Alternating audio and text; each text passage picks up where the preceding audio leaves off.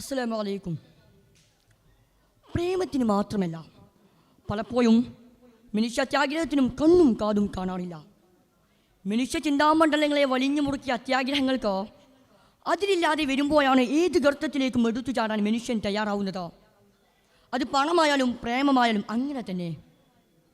മനുഷ്യ ജീവിതത്തിൻ്റെ ഒരു പ്രധാന ഘടകമായ സമ്പത്തിനെ നാം ഒരു തരത്തിൽ വ്യാഖ്യാനിക്കുമ്പോൾ മനുഷ്യ ജീവിതത്തിൽ ഉടനീളം ചുറ്റിക്കിടക്കുന്ന ഒരു ചരട്. ആ ചരടിനെ നാം എങ്ങനെ കൈകാര്യം ചെയ്യുന്നുവോ അതിനനുസരിച്ചായിരിക്കും അതിൻ്റെ കുരുക്ക്. അതിരുവിട്ട അത്യാഗ്രഹത്തിൻ്റെ ഫലമാണോ സമകാലിക സമൂഹത്തിൽ കാണുന്ന എല്ലാ കള്ളത്തരങ്ങളും കൊള്ളരുതായ്മകളും. അന്യായ മാർഗങ്ങളും ദുസാമർത്ഥ്യവുമായി അന്യരുടെ അവകാശങ്ങൾ അപഹരിക്കുകയും അവരെ ചൂഷണം ചെയ്ത് പണം സമ്പാദിക്കുന്നതും ഇന്ന് തെരുവ് ചർച്ചകളിൽ പോലും ഔട്ട്ഡേറ്റായ വിഷയമാണ്.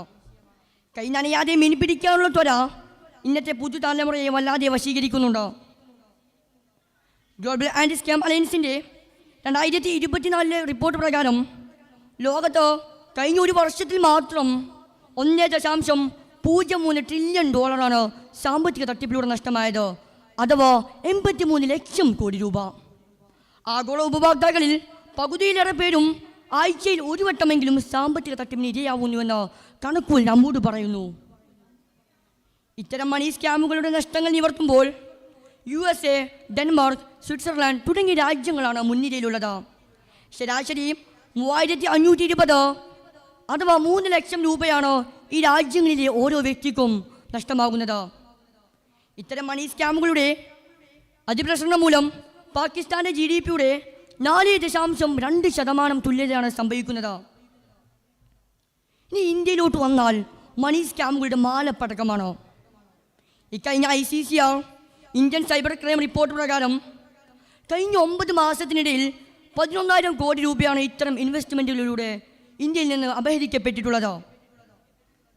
ഇതിൽ 77% ഓൺലൈൻ തട്ടിപ്പുകളാണെന്ന് നാം ഏവരും ചിന്തിക്കേണ്ട കാര്യമാണ്.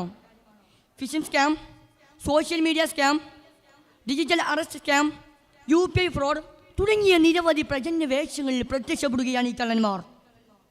ഇതിലധികവും UPI ഫ്രോഡുകളാണെന്നത് മറ്റൊരു വാസ്തവം. ഇവരുടെ മേജർ ടാർഗറ്റോ സമൂഹത്തിൽ സാമ്പത്തികമായി പിന്നോക്കം നിൽക്കുന്നവരാണെന്നോ വളരെ സങ്കടകരമായ കാര്യമാണ്. എന്നാൽ ഈ പ്രബുദ്ധ കേരളത്തിലെ അവസ്ഥ മറ്റൊന്നാണ്. ഓൺലൈൻ സ്കാമുകളേക്കാൾ അവർ കുരുങ്ങിയത് ഇൻവെസ്റ്റ്മെൻറ്റ് സ്കാമുകളായ മണി ചെയിൻ, ഡയറക്റ്റ് സെല്ലിംഗ് തുടങ്ങിയ കുരുക്കുകളിലാണ്. സ്നേഹബന്ധവും കുടുംബബന്ധവും പണയപ്പെടുത്തി തകർത്തെറിഞ്ഞത് 20,000-ഓളം ജീവനുകളായിരുന്നു. ഇക്കഴിഞ്ഞ കേരള സൈബർ ക്രൈം പുറത്തിട്ട റിപ്പോർട്ട് പ്രകാരം 201 കോടി രൂപയാണ് കേരളത്തിൽ നിന്ന് ഇത്തരം ഇൻവെസ്റ്റ്മെൻറ്റുകളിലൂടെ നഷ്ടപ്പെട്ടിട്ടുള്ളത്. ഇത്തരം ചൂഷണ പരിധിയിൽ അപഹരിക്കപ്പെട്ട ജീവനുകളെക്കുറിച്ച് നാം ചർച്ച ചെയ്യുമ്പോൾ രാജസ്ഥാനിലൊരു വ്യക്തി തൻ്റെ ഇൻഷുറൻസ് ക്ലെയിമിന് വേണ്ടി ഒരു യാചകനെ കൊന്നു തള്ളിയതും തൻ്റെ സ്കാമുകൾ പുറത്തറിയാതിരിക്കാൻ വേണ്ടി തൻ്റെ അമ്മയെ കൊലപ്പെടുത്തിയതും ഈ ചങ്ങലകളിലെ 1-2 കണ്ണികൾ മാത്രമാണ്. ആർത്തിയുടെ പരവതാനിയിൽ പണത്തിൻ്റെ പളപളപ്പിനായി ആർഭാടും ആഭാസും പേറി പാഞ്ഞു പോകുമ്പോൾ അധർമ്മത്തിൻ്റെ സകല പൂട്ടും ഇവർ കത്തിച്ചറിയുകയാണ്. മനുഷ്യനും മനസാക്ഷിക്കുത്തിനും വില കൽപ്പിക്കാത്ത ഇവർക്ക് കൂട്ടെന്നോ കുടുംബമെന്നോ ബാധിച്ച തടസ്സമല്ല.